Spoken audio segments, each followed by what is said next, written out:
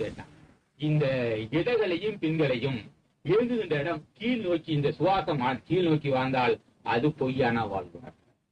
என் பொய்மை தீர்த்தலில் என்று சொன்னார். அப்போ பொய்யான வாழ், பொய் அதை பொய்ய உண்டு கொண்டு சொல்றார். இப்ப இந்துவும் வானுவும் இளங்குந்தரது. இந்து என்பது சூரிய சந்திரகளை, வானின் சூரியகளை.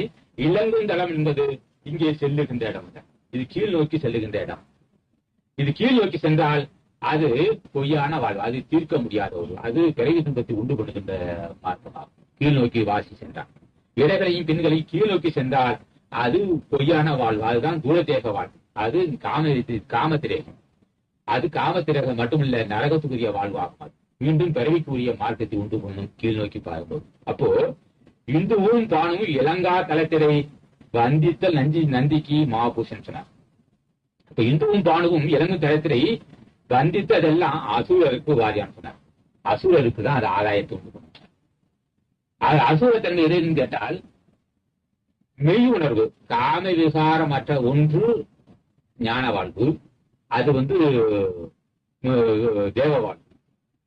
காமத்து குற்ற அத்தனையும் அசுர வாழ்வு. இங்க சொல்றாரு வந்தித்ததெல்லாம் அசுரருக்கு வாரியான்னு சொல்றாரு.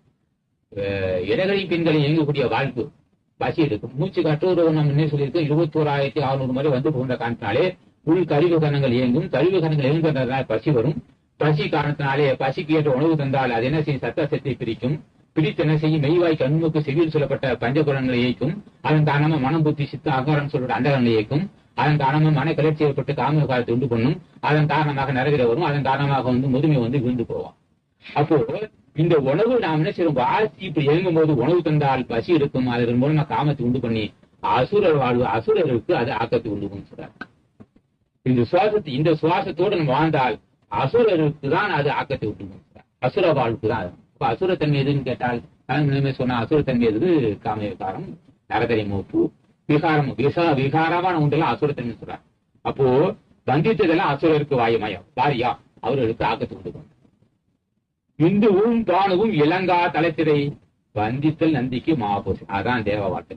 இளங்கா தலைத்தினர் இடங்களையும் பின்களையும் கீழ் நோக்காது ரெண்டும் சேர்ந்து குறுமத்தை செலுத்தி விட்டால் அது வந்தித்தல் நந்திக்கு மாபூஷன், அதுதான் மேலான வார்த்தை, அது தேவ வார்த்தை சொல்றாங்க. அதுக்கு நாம பாடுபடுறோம்.